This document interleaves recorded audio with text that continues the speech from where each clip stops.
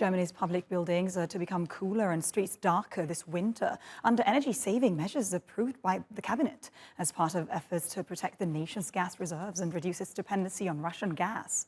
The legislation will mean that public buildings ranging from town halls to railway waiting rooms may not be heated to warmer than 19 degrees Celsius, and that radiators in corridors, entranceways and technical rooms must be turned off completely. As part of the energy regulations, building facades and monuments will no longer be lit up for purely aesthetic reasons. Authorities in Berlin and elsewhere have already implemented many energy-saving measures. The Brandenburg Gate in the capital, for instance, had its lights turned off several weeks ago. The new rules will come into force in just over a week's time, and they will initially remain in place for 6 months. For more on this now, let's go to Susannah Streeter, Senior Market Analyst at Hargreaves Landsdown in Bristol. Susannah, many thanks for being with us this morning.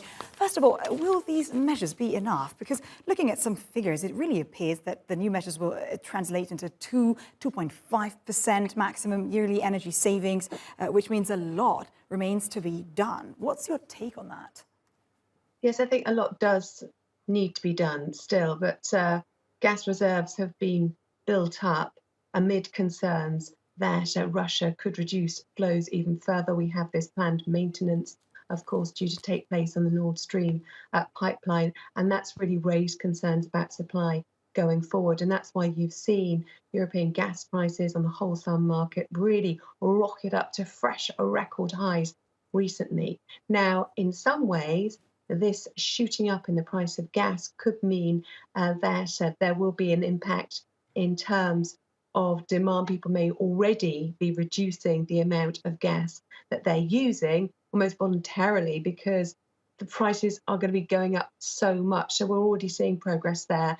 You talked about civil unrest. I certainly think in terms of public buildings and lighting up buildings, plenty of people would accept that. They think that that isn't a good use of gas reserves and gas supplies. But I think what will need to be done is savings made right across, for example, consumers, households, to try and reduce bills. But it's the energy intensive industries across Germany that is a real consideration, a real concern going forward, particularly if Russia reduces supplies further. And, for example, if this planned maintenance work of 3 days ends up going on a lot longer.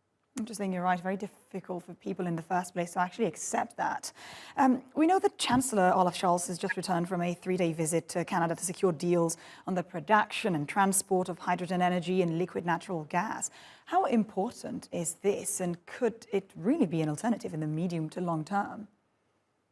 Certainly, it is very important that these discussions are taking place now. Many would say they should have been taking place a lot earlier. Of course, in the UK as well, there've been moves to end reliance on Russian gas. In fact, there were no fuel imports so far for July, which marks a real change. And in fact, we've got Australian shipments arriving in the UK, arrived in Kent just yesterday. So certainly other countries are doing similar things to reduce reliance on Russian gas.